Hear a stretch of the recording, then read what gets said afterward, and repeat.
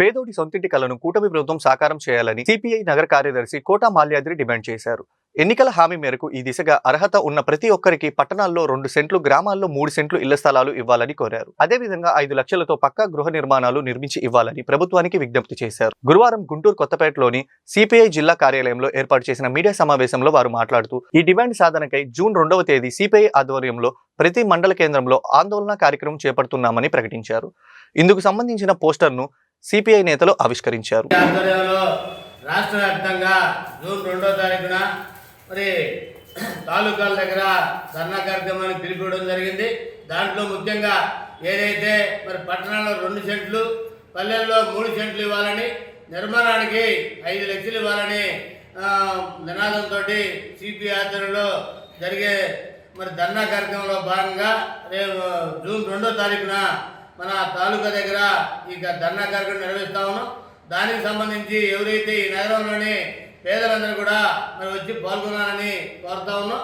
వాస్తవంగా ఇప్పటికే నగరంలోని అనేక డివిజన్లో నగరంలో 2 సెంట్లు ఇవ్వాలని, నిర్మాణానికి 5 లక్షలు ఇవ్వాలని వినతి పత్రాలు అన్నీ కూడా ఇవ్వడం జరిగింది. అట్లాగే అప్లికేషన్లు కూడా పూర్తి చేసినవన్నీ కూడా ఇప్పటికే సచివాలయాలు ఇచ్చాం. సచివాలయాల అనంతరం మరి తాలూకా కార్యాలయంలో కూడా ఇచ్చాం. అట్లాగే నగరపాలక సంస్థ కమిషనర్ గారికి కూడా అందజేయడం జరిగింది.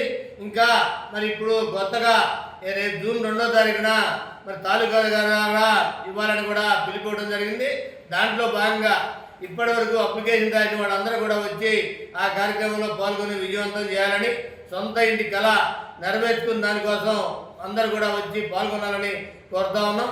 వాస్తవంగా మరి గత ప్రభుత్వంలో కూడా సిపిఐగా ఆ రోజున జగన్మోహన్ రెడ్డి గారు 1 సెంటు స్థలం మరి ఇచ్చిన క్రమంలో గుంటల్లో, చెరువుల్లో ఇచ్చిన పరిస్థితిలో అది సరైనది కాదని 2 సెంట్లు పట్టణాల్లో ఇవ్వాలని, నిర్మాణానికి 5 లక్షలు ఇవ్వాలని చెప్పాం. సిపిఐగా పోరాటం కొనసాగించాం. అలాగే ఈ మధ్యలో ఎలక్షన్ రావటం, కోవటమే ప్రభుత్వం మరి 2 సెంట్లు ఇస్తామని పట్టణాల్లో, పల్లెల్లో 3 సెంట్లు ఇస్తామని చెప్పారు. నిర్మాణానికి 4 లక్షలు ఇస్తామని చెప్పారు. కానీ మరి 2 సంవత్సరాలు అయింది.